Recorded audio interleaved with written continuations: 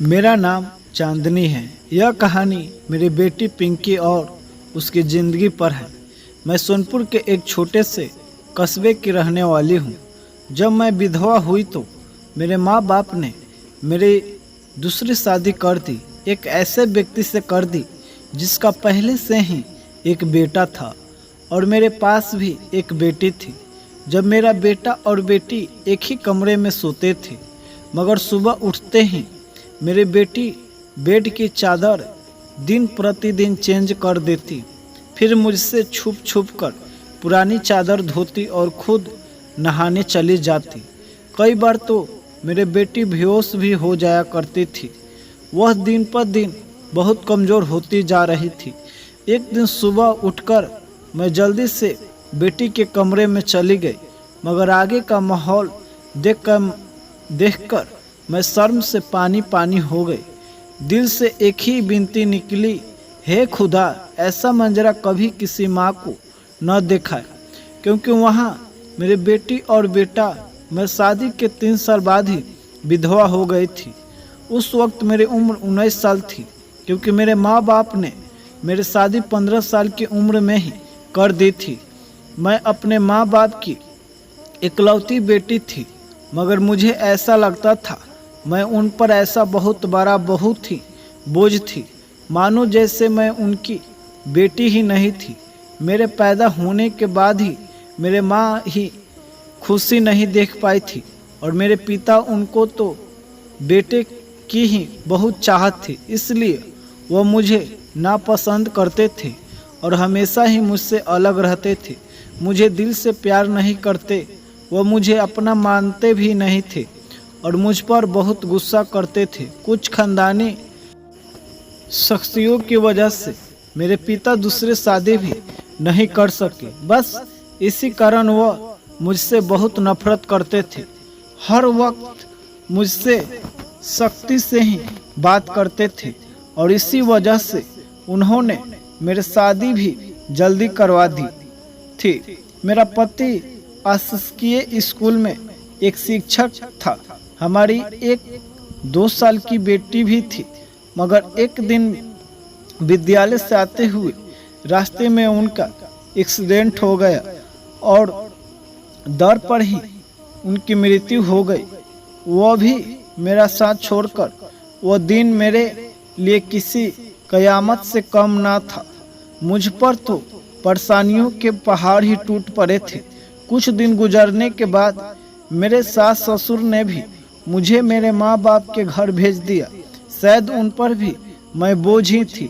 वो भी मुझे अच्छा नहीं समझते थे। उनके ख्याल से मैं मनहूस औरत थी। मैंने ही जैसे उनके बेटे को मार दिया हो। फिर मैं चुपचाप अपने माँ बाप के साथ उनके घर आ गई। मेरे बाप की मुझे बोझ ही समझते थे। मैं अपनी बेटी को सीने से लगाकर अकेले अकेले बहुत रोती थी। फिर कुछ दिन बाद मेरे माँ बाप ने मेरे दूसरी शादी कर दी, एक ऐसे व्यक्ति से जिसका पहले से ही एक बेटा था और मेरे पास भी एक बेटी थी। हम दोनों एक जैसे थे, इसलिए हमारी शादी हो गई, वरना मेरे तो अच्छे रिश्ते भी नहीं आते थे। उनका बेटा मेरे बेटी से 1 साल छोटा था। उसके बेटे का नाम आर्यन था और मेरे बेटी का नाम पिंकी था। हम लोग साथ ही रहने लगे। हर वक्त इसी तरह गुजरने लगा। देखते ही देखते पिंकी 14 साल की हो गई और आर्यन 16 साल का। जब आर्यन के पिता का देहांत हो गया, वो भी इस दुनिया से चले गए। मतलब मेरे दूसरे पति, उनकी हमेशा ही तबीयत खराब रहती थी। तरह तरह की बीमारियों ने उन्हें घेर रखा था, लेकिन उनकी बीमारियों के साथ जैसे तैसे गुजर बजर हो रहा था। उनके जाने के बाद मानो जैसे घर की रौनक ही उड़ गई हो। हमारा अपना मकान था, इसलिए किराए की चिंता नहीं होती थी और मेरे घर में ही एक किराना की छोटी सी दुकान थी। एक दिन हम सब सो रहे थे, फिर अचानक ही बहुत ज़ोर से आवाज़ आई। मेरा तो दिल बैठ गया। मैं बहुत घबरा गई थी और डर भी गई थी। मैंने देखा यह आवाज़ तो आर्यन के कमरे से आई है। मैं उसके कमरे की तरफ दौड़ते मैंने वहां जाकर देखा तो मैं देखते ही हैरान रह गई। कमरे की छत गिर गई थी। यह देखकर मैं घबरा गई। मुझे डर था कि कहीं आर्यन तो इस छत के नीचे नहीं दब गया है। जब मैं करीब गई तो और मैंने जाकर देखा तो आर्यन वहाँ नहीं था। वह बाथरूम जाने के लिए उठा होगा। उनकी जान बच गई क्योंकि उसके कमरे की छत गिर गई थी। मैंने ईश्वर से धन्यवाद किया। यह तो अच्छा हुआ कि आर्यन को कोई चोट नहीं आई। अगर उसको कुछ हो जाता तो मैं उसको स्वर्गवासी पिता को क्या मुंह दिखाती। लेकिन अब हमारे पास इतने पैसे नहीं थे कि हम उस छत को दोबारा ढलवा सकते थे। कमरे का तो कबाड़ ही बन गया था। सारी छत गिर चुकी थी और हमने उसको उसके हाल पर ही छोड़ दिया था। उसके बाद मैंने अपने लिए अपना बिस्तर रसोई में ही डाल दिया और कमरे में दोनों बच्चों को सोने के लिए कहा, क्योंकि बाहर तो बहुत ज़्यादा सर्दी थी और बाहर कोई सो भी नहीं सकता था। और कमरे में एक बेड और एक चारपाई थी। दो लोग भी बहुत मुश्किल से सो पाते थे। अब तक दोनों एक ही कमरे में सोते थे। मजबूरी थी, क्या कर सकते हैं। एक कमरे में तो दुकान थी और मेरे पति ने घर में 4 ही तो कमरे बनवाए थे। यूं ही तो हम 4 लोगों के हिसाब से कमरे ठीक थे, लेकिन एक कमरा दुकान के लिए भी जरूरी था। अब मजबूरी थी, क्या कर सकते थे, गुजारा तो करना ही था। एक दिन मेरा बेटा बेटी के कमरे में सोया तो बहुत सुबह सुबह कुछ ऐसा हुआ कि मैं चकित रह गई। आर्यन तो सवेरे उठकर नाश्ता करने के भी बैठ गया था, जबकि पिंकी अभी तक सो रही थी। वह तो इतनी देर तक नहीं सोती, लेकिन आज वह इतनी देर तक क्यों सो रही थी। उसकी आदत थी कि वह सुबह जल्दी से जब उठ जाया करती थी। मैंने उसको आवाज़ भी दे दी तो वह उठ नहीं रही थी। थोड़ी ही देर के बाद मैंने कमरे में जाकर उसको देखा तो पता चला कि यह बेहोश हो चुकी थी। ये बुरी तरह से घबरा गई थी कि उसको क्या हो गया। मैंने फौरन ही आर्यन को बोला कि पास के डॉक्टर को घर वाला लाओ। डॉक्टर आया तो डॉक्टर ने कहा यह बेहोश हो गई है, लड़की काफ़ी कमज़ोर है, खून की कमी है, कोई भारी काम इससे मत करवाना, बस आराम से ही करवाना, फल अच्छा खाना वगैरह खिलाइए, ठीक हो जाएगी। जब पिंकी को होश आया तो मैं उसके पास गई और मैंने उससे पूछा कि तुम्हें क्या हो गया था। वह कहने लगी कि बस ऐसे ही बैठे बैठे मुझे चक्कर आने लगे और मैं बेहोश हो गई थी। मैंने अपनी बेटी को कहा कि तुम आराम करो, मैं तुम्हारे लिए नाश्ता बना कर लाती हूँ। जब मैं नाश्ता लेकर आई और मैंने आकर देखा वह अपने कमरे में नहीं थी और कमरे के बिस्तर पर चादर भी नहीं थी। मैंने बाहर जाकर उसको देखा तो वह उसी चादर को बैठकर धो रही थी। मैंने उससे पूछा तुम यह चादर क्यों धो रही हो, तो तुम्हारी तबीयत ठीक नहीं है, डॉक्टर ने तुम्हें आराम करने के लिए कहा है। मैं उस पर चिल्लाई और कहा यहाँ से उठो, जाओ अपने कमरे में और नाश्ता करो, कुछ खा पियोगी तो ठीक हो जाओगी। उसने कहा नहीं, मुझे यह चादर जरूरी धोनी है बिस्तर पर बिछाने के लिए, हमारे घर में एक ही तो चादर है। मैंने कहा कि अचानक से यह चादर धोने का भूत तुम्हारे सर पर सवार क्यों सवार हो गया है। इतना तो चादर गंदी नहीं थी जो तुम उसको धोने बैठ गई। छोड़ दो, मैं खुद इस चादर को धो लूँगी। उठो यहाँ से। मेरी बात नहीं मानी और चादर की छत पर सुखाने के लिए चली गई। उसके बाद ही उसने नाश्ता किया। फिर थोड़ी देर के लिए वह सो गई और आर्यन भी काम पर जा चुका था। उसको मैंने सिर्फ मैट्रिक तक ही पढ़ाई करवाई थी और एक कपड़े की दुकान पर काम करता था। वह बहुत ही मेहनती था। घर वाली दुकान में तो खुद ही चला लिया करती थी। वैसे भी उस दुकान में ज़्यादातर बच्चे ही आते थे। दिन इसी तरह गुजर गया। दिन आर्यन ने मुझसे कहा आज मैं खाना खा कर आया हूँ। वह देर से आया था और पिंकी भी पहले से ही कमरे में सो चुकी थी। वो भी जाकर कमरे में सो गया। मैंने भी रसोई में अपनी चारपाई डाल रखी थी। जगह बदलने की वजह से मुझे नींद नहीं आ रही थी।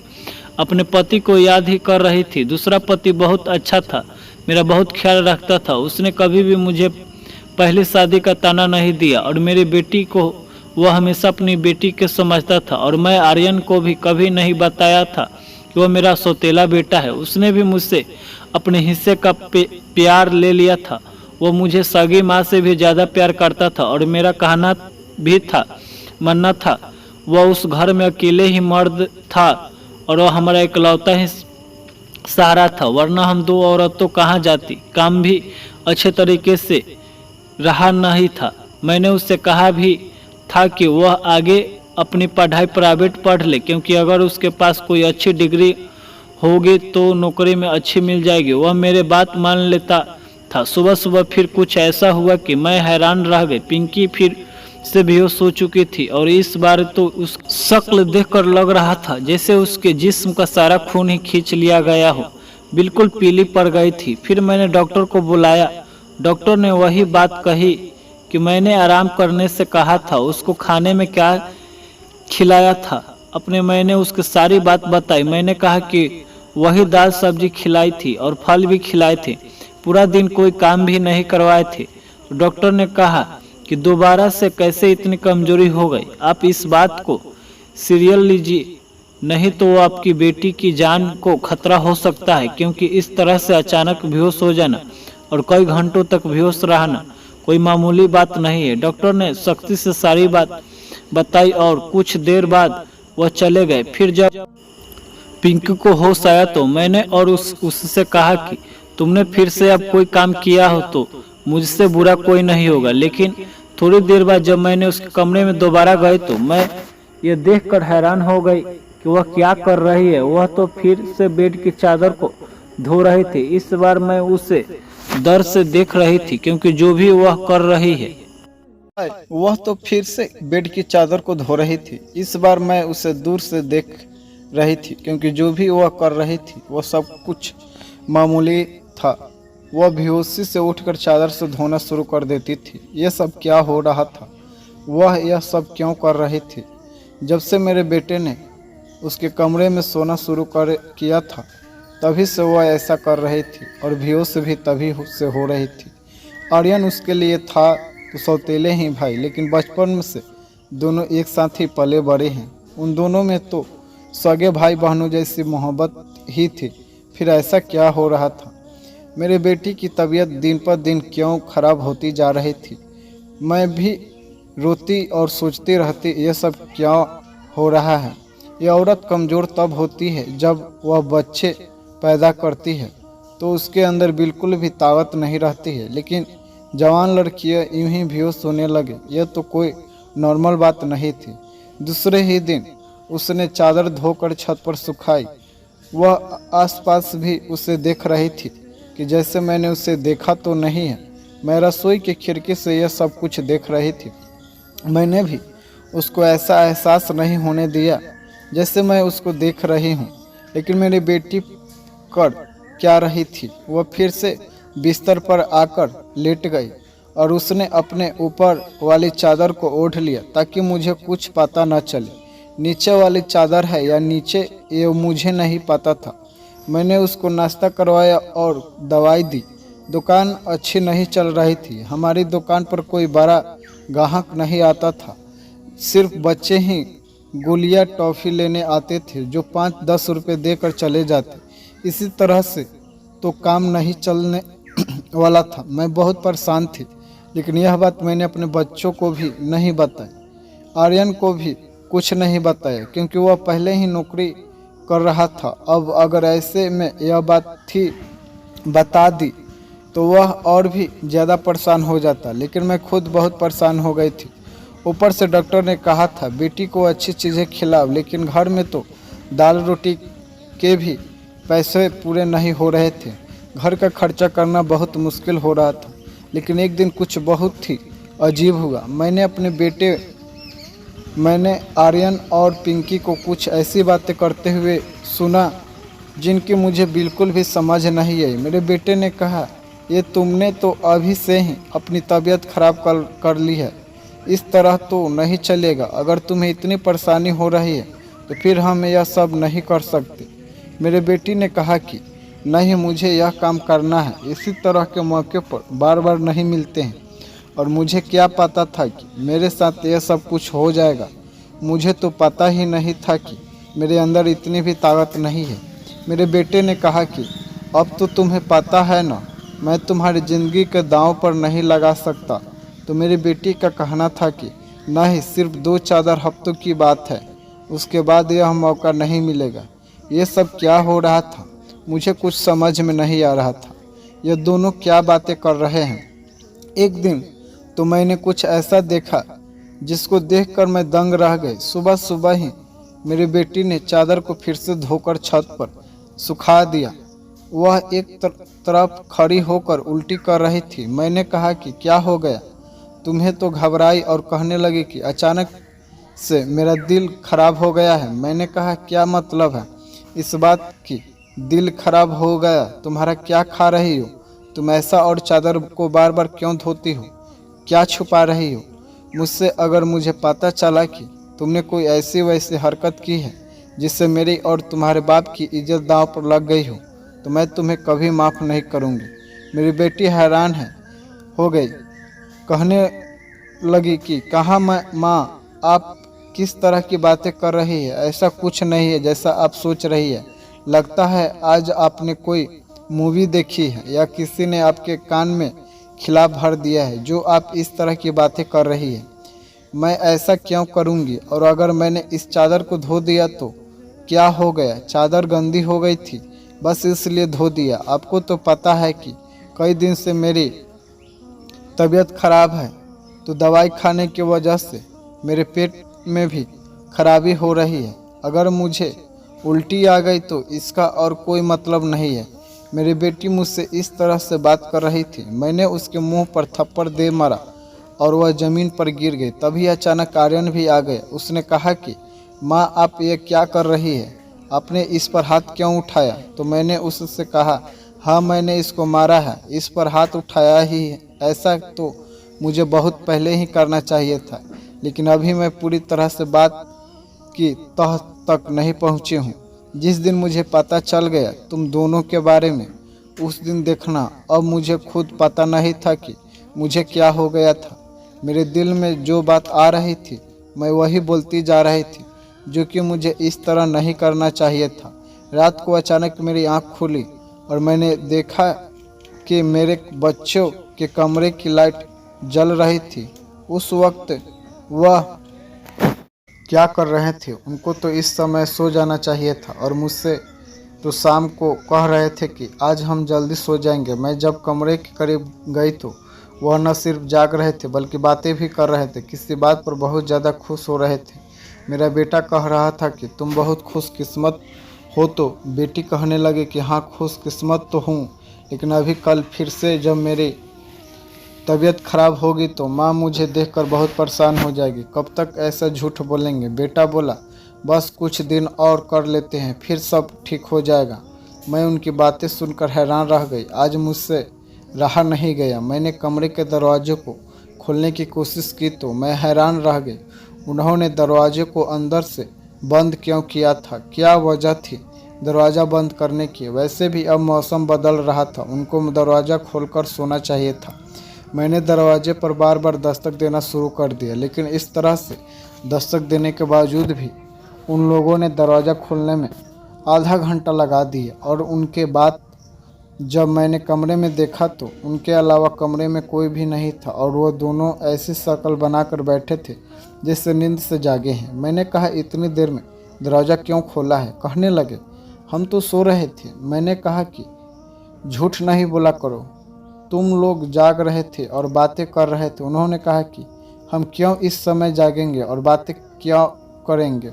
हमारा कौन सा कल पेपर है जो हम तैयारी करेंगे और जागेंगे? हम लोग तो सो रहे थे। मुझे उन दोनों की हरकतें समझ नहीं आ रही थी। मेरे पास बोलने के लिए कोई शब्द भी नहीं थे। मुझे उनकी बातें समझ नहीं आ रही थी क्योंकि वह दोनों तो ऐसे ही बैठे थे जैसे नींद से अभी अभी जागे हो। उसके बाद मैंने उनको कुछ नहीं कहा और वहाँ से चली गई, लेकिन मैं सोचती थी कि कोई ना कोई गड़बड़ तो ज़रूर है। मैं यह देखकर हैरान रह गई। एक दिन मेरे बेटी के बाजू में नील के निशान भी थे। यह तो जख्म के निशाने थे। समझ नहीं आ रही थी कि उसे क्या लगा था। मैंने उससे पूछा तो उसने कहा कि छुरी लगी है, लेकिन छुरी तो उंगली पर लगती है, बाजू पर नहीं। मेरी बेटी कोई ना कोई बात ऐसी है जो मुझसे छुपा रही थी। कभी बेहोश हो जाती थी, कभी उसके शरीर पर अजीब अजीब तरीके के निशान होते थे और कभी उठकर अपने बेड की चादर धोने लग जाती थी और मुझे कमरे में जाने नहीं देती थी। मेरा दिमाग जिस तरह जा रहा था, मैं वैसे सोचना नहीं चाहती थी। मेरी गलती थी, मैंने आग और पानी को क्यों एक साथ रखा। मुझे ऐसा नहीं करना चाहिए था। मैंने सोच लिया कि मुझे क्या करना है। जवान लड़का लड़की को मुझे एक साथ एक ही कमरे में नहीं सोने देना चाहिए था। गलती तो मेरी ही थी। मुझे इन सब बातों का ध्यान रखना चाहिए था। आर्यन तथा पिंकी को सौतेला ही भाई, नियत बदलने देर नहीं लगती। जवानी की इस उम्र में बच्चे बुरी संगतों में पड़ ही जाते हैं। सगा भाई तो सगा होता है और सौतेला भाई सौतेला।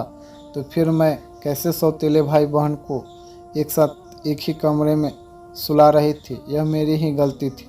जब हम ही बच्चों पर ध्यान नहीं देंगे तो परेशानियां तो पैदा ही होगी। अच्छी बड़ी बातों का ध्यान तो हमें ही रखना होता है।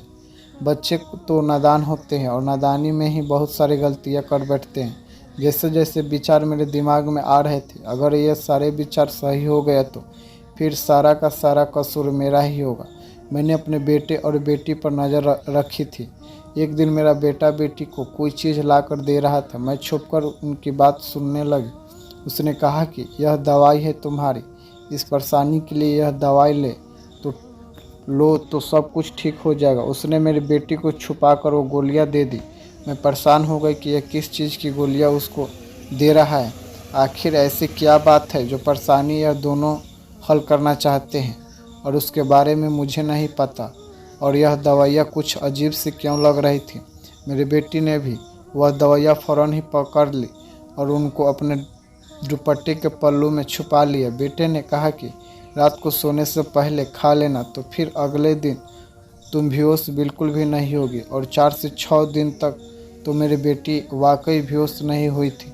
लेकिन उसके बाद शायद उसकी वह गोलियां ख़त्म हो गई और एक दिन बाद फिर से वह बेहोश हो गई थी। मेरा बेटा भी घर पर नहीं था, इसलिए मैंने आज फ़ायदा उठाने के बारे में सोचा। मैंने वह चादर बहुत ही होशियारी से बेटी के नीचे से खींच ली और उसको तरीके से तय करके अपने कमरे में ले आए।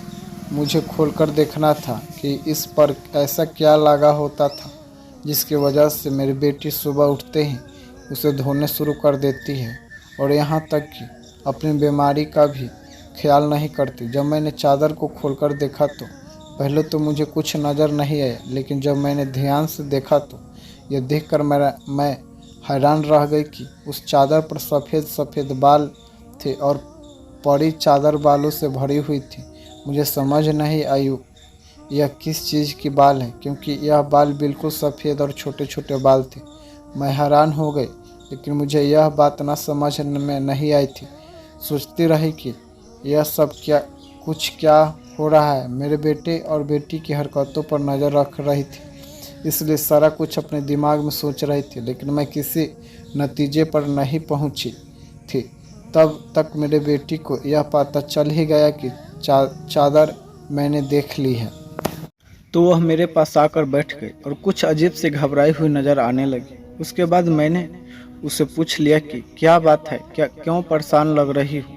तो उसने कहा कि माँ, वह चादर कहाँ है, वह तो मैंने धोकर डाल दी है। यह कहकर वो मेरे पास से जाने लगी तो मैंने उसका हाथ पकड़कर उसे रोक लिया और मैंने कहा कि मैं सब कुछ देख चुकी हूँ। उस चादर पर जो भी लगा हुआ था मुझे बता दो, यह सब कुछ क्या है।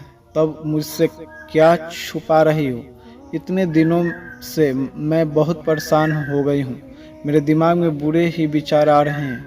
तो मेरे पास बैठ गई और फिर मेरी बेटी ने मुझे ऐसी बात बताई कि मेरे कदमों तले ज़मीन निकल गई। मेरी बेटी ने मुझे बताया कि माँ, जैसा आप समझ रही है वैसा बिल्कुल भी नहीं है। दरअसल हमने देख लिया था कि इस घर के हालत अच्छे नहीं चल रहे हैं।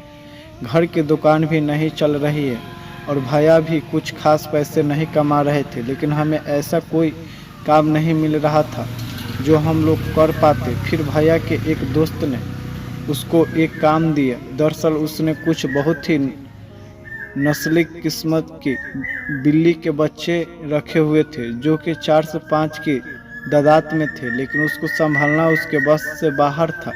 इसलिए उसने हमें उन बच्चों को संभालने का काम दिया और उस काम के बहुत सारे पैसे दिए। दरअसल भाइयों भी पूरा दिन वही होते थे, लेकिन रात में भाई को आराम भी करना होता है, इसलिए उन बिल्ली के बच्चों को कमरे में ले जाते थे और मैं उसको संभाल लेती थी। उन्हीं के बाल सुबह चादर पर लगे हुए थे, जिनको मैं सुबह को धो देती थी, क्योंकि हमें पता था कि आपको इस तरह की चीज़ें अच्छी नहीं लगती और हम आपको यह सब कुछ बताना भी नहीं चाहते थे। हम यह सब काम कर रहे थे और मुझे बाद में पता चला कि मुझे बिल्ली के बच्चों से एलर्जी हो जाती है, जिसकी वजह से मैं सुबह के बेहोश हो जाती थी। भैया ने मुझे जो दवाइयाँ ला कर दी थी वो भी इसी चीज़ की थी, ताकि मेरी एलर्जी कम हो जाए। माँ भैया का वह दोस्त बहुत अमीर है और वह इस काम के हमें बहुत ज़्यादा पैसे भी दे रहा था। वह हमें एक दिन में 2000 रुपया दे रहा था और आज उन बच्चों को हमारे घर आखिर दिन था, क्योंकि वह उन्हें लेकर दूसरे शहर चला गया है और हमने इतने पैसे कमा लिया है कि हम उस कमरे की छत भी ढलवा सकते हैं और घर का कुछ राशन भी ला सकते हैं। हमें पता है कि आपको पालतू जानवर पसंद नहीं है, इसलिए हमने आपको यह बात नहीं बताई थी, लेकिन आपने तो न जाने हमारे बारे में क्या क्या सोच लिया है। हम पर इतना शक किया, आपने हमारे बारे में जो बातें की वह हमारे दिल में तीर की तरह जाकर लगती थी।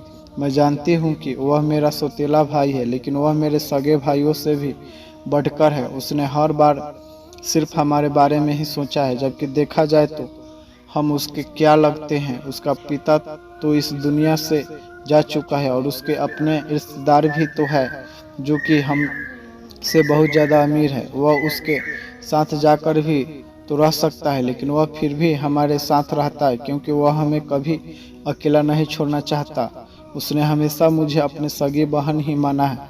उसने कभी मुझसे कोई गलत बात नहीं की। वह हमारा साथ भी देता है, हमारे लिए बहुत कुछ करता है। पूरा दिन वह काम करता है, रात को मैं उसकी मदद करती थी। वह कहता था कि वह रात में भी यह सब कुछ कर लेगा। दिन भर वह बेचारा मेहनत करता था, इसलिए मैंने उसको कहा रात को तुम आराम किया करो, बच्चों को मैं देख लूँगी। इसलिए मैं उसकी मदद कर रही थी। मुझे यह सुनकर बहुत ही ज़्यादा अफसोस हुआ और मुझे खुद पर बहुत गुस्सा भी आ रहा था। मैंने अपने बच्चों के बारे में क्या क्या सोचा। मैं अपने बच्चों के बारे में जितना गलत सोच रही थी, मेरे बच्चों उससे भी कई गुना ज़्यादा अच्छे हैं। इतनी गलत बातें मैंने उनके बारे में सोची जितनी मुझे सोचनी भी नहीं चाहिए थी। हमने यह बात आर्यन को नहीं बताई। पिंकी ने भी उसको कुछ नहीं बताया कि मुझे सारी बात का पता चल गया, क्योंकि अब यह काम वैसे भी ख़त्म हो गया था और मैं उसकी नज़रों से और ज़्यादा गिरना नहीं चाहती थी। कुछ दिन बाद आर्यन ने उस कमरे की छत ढलवा दिया और अब हमारे घर का कमरा भी ठीक हो गया था। धीरे धीरे हमने बहुत मेहनत की। मेरी बेटी ने भी घर में बच्चों की ट्यूशन पढ़ाना शुरू कर दिया। हमारे हालत पहले से बेहतर होने लगी। धीरे धीरे इतने बेहतर हो गए कि हमारे घर में कोई तंगी नहीं रही थी। मेरे साथ ज़िंदगी में बहुत बड़ा किया था, लेकिन अच्छा यह किया कि मुझे बहुत ज़्यादा नेक और अच्छे बच्चे दिए, चाहे वह मेरे अपने थे या पराए। ईश्वर की कृपा से मेरे दोनों बच्चों बहुत ही मेहनती और इस बात को समझ कि अभी उनकी मेहनत के दिन हैं। हाथ पर हाथ रख कर नहीं बैठ सकते, क्योंकि उनके सर पर पिता के साया नहीं था और मैं भी कुछ खास कर नहीं सकती थी। इस बात का उनको एहसास था और यह एक बहुत बड़ी बात है। ईश्वर की कृपा से है कि अब सब कुछ ठीक हो गया। ऊपर वाले को लाख लाख शुक्र। और जैसा मैं सोच रही थी वैसा कुछ नहीं हुआ, लेकिन ऐसा हो भी सकता था। अगर ऐसा होता तो मैं कहाँ जाती। बस आखिर में इतना कहना चाहूँगी, जो ऊपर वाला चाहता है होता वही है। मेरे बच्चों बहुत समझदार है और उनके दिल में कोई ऐसी बात नहीं है, लेकिन फिर भी मैं ऐसी माँ को नसीहत करूँगी, बच्चों के साथ के इस मामले में थोड़ी एहतियात जरूर करें और वह गलती ना करे जो मैंने अपने बच्चों के साथ ही किया है। मुझे दोनों को एक कमरे में रखना नहीं चाहिए था, क्योंकि जो ना हुआ और हो भी सकता था, और अगर वो हो जाता तो सब कुछ खत्म हो जाता। मेरे बच्चों तो समझदार थे, शायद मेरे साथ इसलिए ऐसा नहीं हुआ।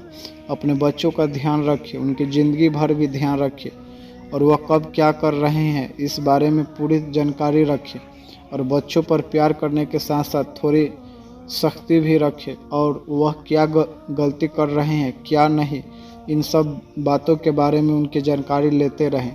और इस बात का ध्यान रखें, जब बच्चे जवान हो जाए तो उनका बिस्तर अलग कर देना चाहिए। आपसे भी यही सब कहूँगी, अपने बच्चों को ध्यान रखें। दोस्तों, उम्मीद करती हूँ आपको हमारी कहानी पसंद आई होगी। कहानी पसंद आई हो तो वीडियो को लाइक करें, चैनल पर नए हैं तो चैनल को सब्सक्राइब करें।